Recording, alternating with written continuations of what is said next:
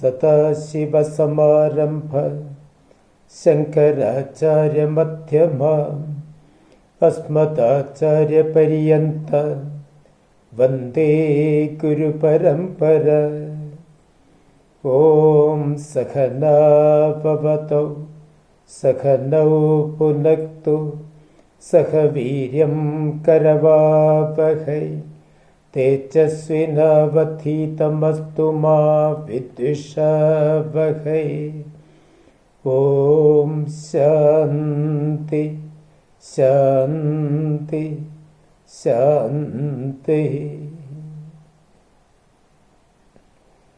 ആദരണീയരായ എല്ലാ സുഹൃത്തുക്കൾക്കും സാദര നമസ്കാരം. കഴിഞ്ഞ ഭാഗത്ത് നമ്മൾ 8 തരം വിവാഹമുണ്ട് എന്ന് സൂചിപ്പിച്ചിരുന്നു. അതിൽ പ്രജാപത്യം എന്ന വിവാഹ ചടങ്ങിനെക്കുറിച്ചാണ്. ആ കാലഘട്ടത്തിലും ഈ കാലഘട്ടത്തിലും അംഗീകൃതമായ വിവാഹ ചടങ്ങാണ് പ്രജാപത്യം. ആ വിവാഹ ചടങ്ങിനെക്കുറിച്ചാണ് ഇപ്പോൾ പ്രതിപാദിക്കുന്നത്. അത് വിവാഹം കഴിഞ്ഞവരും കഴിയാത്തവരും ഇത് ഒന്ന് ശ്രദ്ധിക്കുന്നത് ഉത്തമമായിരിക്കും. ഇതാദ്യമായിട്ടാണ് ഈ വീഡിയോ കാണുന്നതെങ്കിൽ ഒന്ന് സബ്സ്ക്രൈബ് ചെയ്ത് ഷെയർ ചെയ്ത് ഈ ഉദ്യമത്തെ പ്രോത്സാഹിപ്പിക്കണം. പ്രജാപത്യം എന്ന വിവാഹ ചടങ്ങ് ഒരു മാതൃക ഹിന്ദു കുടുംബത്തിൻ്റെ ആധാരം ഈ വിവാഹ ചടങ്ങാണ്. അതിൽ ഒരു വിവാഹവേദി വളരെ ഗംഭീരമായി അലങ്കരിച്ച് തയ്യാർ ചെയ്തിട്ടുണ്ടാവും. ആ വിവാഹ മണ്ഡപത്തിൽ ലക്ഷ്മി നാരായണ പൂജ കലശത്തിൽ താലിച്ചാർത്തി നിർവഹിക്കും. വിവാഹമുഹൂർത്തം ആകുമ്പോൾ വധു അഷ്ടമംഗല്യവുമായി വിവാഹവേദിയിൽ പ്രവേശിക്കുന്നുണ്ട്. വധു കിഴക്കോട്ടും വരൻ വധുവിന് അഭിമുഖമായും നിന്നാൽ, അതായത് പടിഞ്ഞാറോട്ടും തിരിഞ്ഞ് നിന്നാൽ, വധുവിൻ്റെ പിതാവ് രണ്ടുപേരുടെയും മധ്യത്തിൽ വടക്കോട്ട് തിരിഞ്ഞ് നിന്ന് തൻ്റെ പുത്രിയെ കൈപിടിച്ച് വരന് ഏൽപ്പിക്കുമ്പോൾ ഒരു മന്ത്രമുണ്ട്. ആ സങ്കല്പ മന്ത്രം ശുഭേ തിഥൗ ധർമ്മപ്രജാ സമ്പത്തയെ ഏകവിംശതി കുലോദ്ധാരണായ വരസ്യ പിതൃ ഋണമോചനായ അഹം കന്യാദാന കർമ്മം കരിഷേ. ഇതാണ് മന്ത്രം. ഈ മന്ത്രത്തിൻ്റെ അർത്ഥം ശുഭേ തിഥൗ, ഈ ശുഭമുഹൂർത്തത്തിൽ ധർമ്മപ്രജാസമ്പത്തയെ, ഉത്തമരായ ധർമ്മപ്രജകളെ സൃഷ്ടിക്കുന്നതിനായി, പൊട്ടനെയും പോഴനെയും അംഗവൈകല്യമുള്ളവനെയും ബുദ്ധിമാന്ദ്യമുള്ള ആളുകളെയൊന്നുമല്ല, ഉത്തമരായ ധർമ്മപ്രജകളെ സൃഷ്ടിക്കുന്നതിനായി, അതിലൂടെ ഏകവിംശതി കുലോദ്ധാരണായ 21 തലമുറകളായി മരിച്ചിട്ടുള്ള പിതൃക്കളുടെ ആത്മാവിന് മോക്ഷം സിദ്ധിക്കുന്നതിനായി. തീർന്നില്ല, വരസ്യ പിതൃ ഋണമോചനായ, വരൻ്റെ പിതാവിനെ കടത്തിൽ നിന്ന് മോചിപ്പിക്കുന്നതിനായി. എങ്ങനെയാ വരൻ്റെ പിതാവ് കടബാധ്യതയിൽ വരുന്നത്? വരൻ്റെ പിതാവ് വരന് ജന്മം കൊടുത്തു. വരൻ തൻ്റെ പിതാവിനോടുള്ള കടം തീർക്കുന്നത് അടുത്ത തലമുറയ്ക്ക് ജന്മം കൊടുത്താണ്. അതിനായിട്ടാണ് ഈ വിവാഹ ചടങ്ങ് നിർവഹിക്കുന്നത് എന്നാണ് വധുവിൻ്റെ പിതാവ് കൈപിടിച്ചേൽപ്പിക്കുമ്പോൾ ഓർമ്മിപ്പിക്കുന്ന മന്ത്രം. തീർന്നില്ല. കന്യാം കനകസമ്പന്നാം സർവാഭരണഭൂഷിതാം ദാസ്യാമി വിഷ്ണവേ തുഭ്യം ബ്രഹ്മലോക ചികിത്സയ വിശ്വംഭര സർവഭൂതാം സാക്ഷിണ്യാം സർവദേവതാം ഇമാം കന്യാം പ്രദാസ്യാമി പിതൃണാം താരണായ ച. ഇതാണ് വധുപിതാവ് ജപിക്കുന്ന സങ്കല്പമന്ത്രം. അപ്പോൾ ഇത് കന്യാം കനകസമ്പന്ന, കന്യക കനകസമ്പന്നയാണ്. സർവാഭരണഭൂഷിതം, സർവാഭരണഭൂഷിതയാണ്. ദാസ്യാമി വിഷ്ണവേ തുഭ്യം, വിഷ്ണുവിൻ്റെ ദാസിയായിട്ടാണ് ഞാൻ എൻ്റെ കുട്ടിയെ കൊടുക്കുന്നതെന്നാണ് വധുവിൻ്റെ പിതാവ് പറയുന്നത്. അപ്പോൾ വരൻ വിഷ്ണുവാണ്. വരൻ വിഷ്ണുവാകുമ്പോൾ വധു ആരായും? സ്വാഭാവികമായി ലക്ഷ്മിയാവും. വിഷ്ണുവിൽ ലക്ഷ്മിയുമായി ജീവിക്കേണ്ടവരാണ് നിങ്ങളെന്ന് ഓർമ്മിപ്പിക്കുന്നു ഈ മന്ത്രജപത്തിലൂടെ വധുവിൻ്റെ പിതാവ്. അത് വിഷ്ണുവിൽ ലക്ഷ്മിയുമായിട്ടാണോ നാം ജീവിക്കുന്നത്?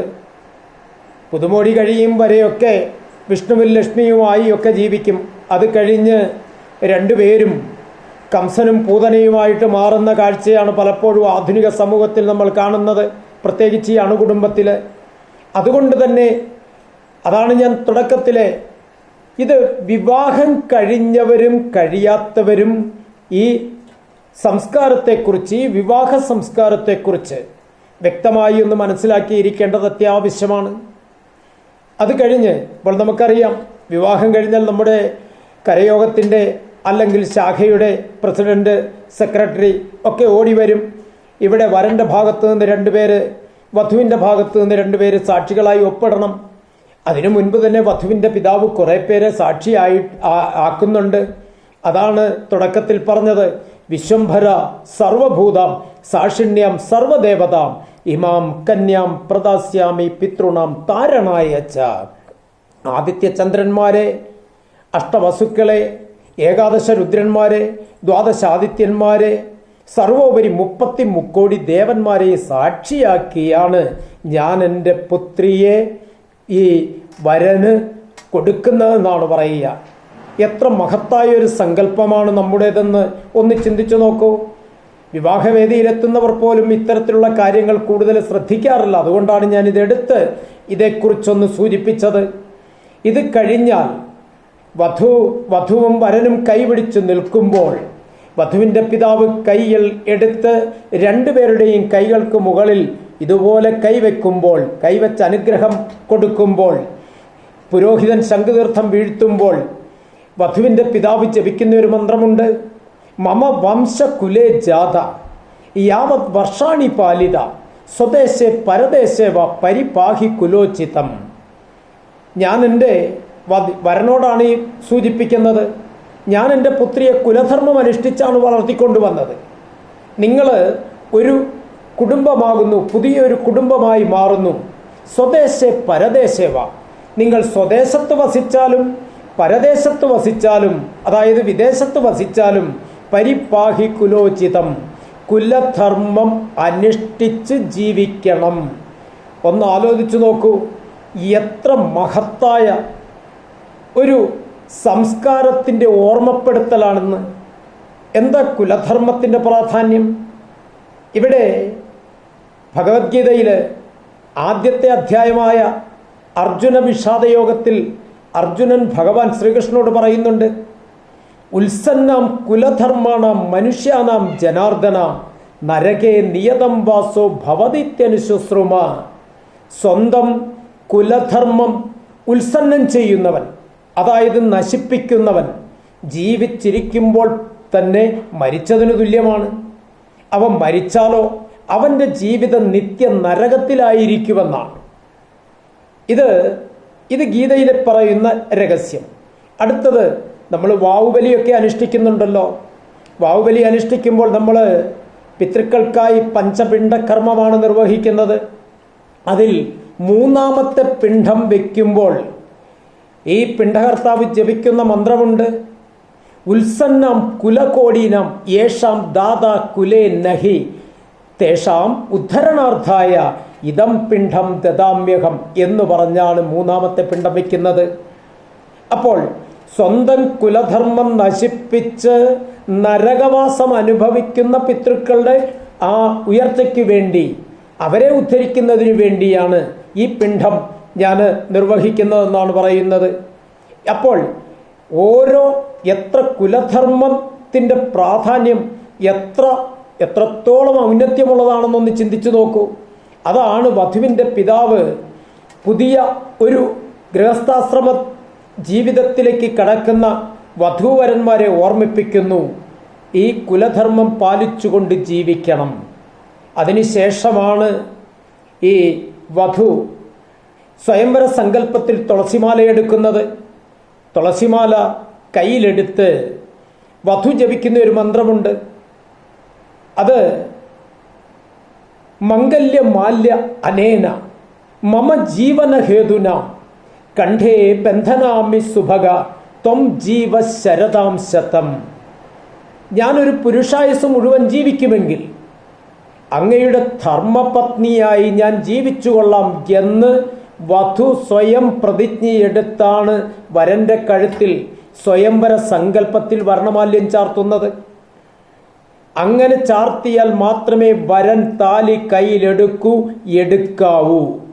അതാണ് നമ്മുടെ ധർമ്മശാസ്ത്രങ്ങൾ പറയുന്നത്. താലി കയ്യിലെടുത്തുകൊണ്ട് വരൻ ജപിക്കുന്ന ഒരു മന്ത്രമുണ്ട്.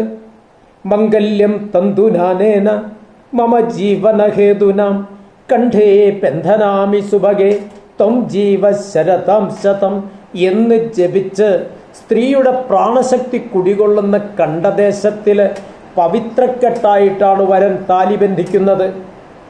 അവിടെ വരൻ ജപിക്കുന്ന മന്ത്രത്തിൻ്റെ അർത്ഥം കൂടി കേട്ടുകൊള്ളൂ. ഒരു പുരുഷായുസ് മുഴുവൻ ഞാൻ ജീവിക്കുമെങ്കിൽ നിന്നെ ഞാൻ എൻ്റെ ധർമ്മപത്നിയായി സംരക്ഷിച്ചു കൊള്ളാം.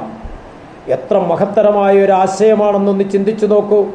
അങ്ങനെ താലിക്ക് പഴയകാലത്തെ സങ്കല്പം അനുസരിച്ച് നമുക്കൊക്കെ അറിയാം, പഴമക്കാരൊക്കെ പറഞ്ഞു കേട്ടിട്ടുണ്ട്, താലിയുടെ തൂക്കം തന്നെ 2 പണവട സ്വർണമാണ്. കേവലം താലി എന്ന് പറയുന്നത് 2 പണവട സ്വർണത്തിൻ്റെ മൂല്യതയല്ല താലിക്കുള്ളത്. താലി അത്രയും പവിത്രതയുള്ളതാണ്.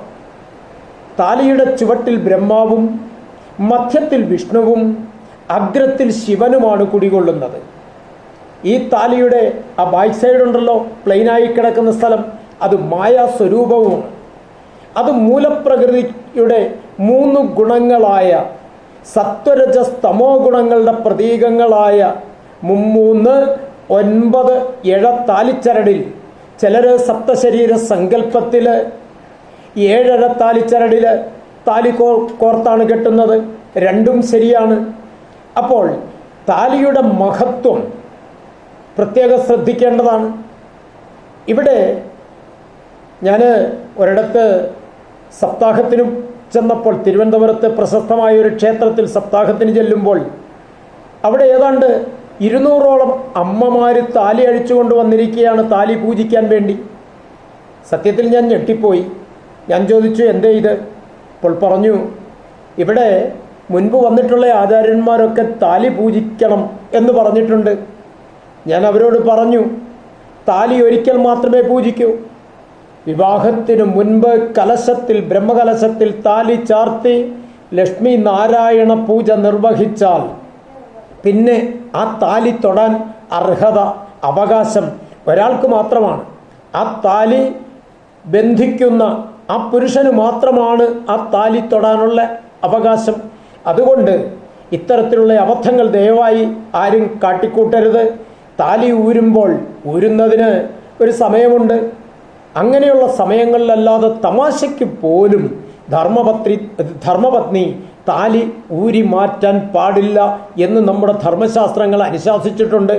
അപ്പോൾ ഈ രഹസ്യമാണ് നമ്മൾ മനസ്സിലാക്കിയിരിക്കേണ്ടത്. അതിനുശേഷം ഇനി പുടവ കൊടുക്കുന്നത്, അതുപോലെ സീമന്ത തിലകം, ഇതിൻ്റെ രഹസ്യം ഒക്കെ അടുത്ത ഭാഗത്ത് ഞാൻ വിശദമായി ഇതിൻ്റെ തുടർച്ച എന്ന രീതിയിൽ പ്രതിപാദിക്കുന്നുണ്ടാവും. ഇവിടെ ഇപ്പോൾ തൽക്കാലം ഞാൻ അവസാനിപ്പിക്കുകയാണ്.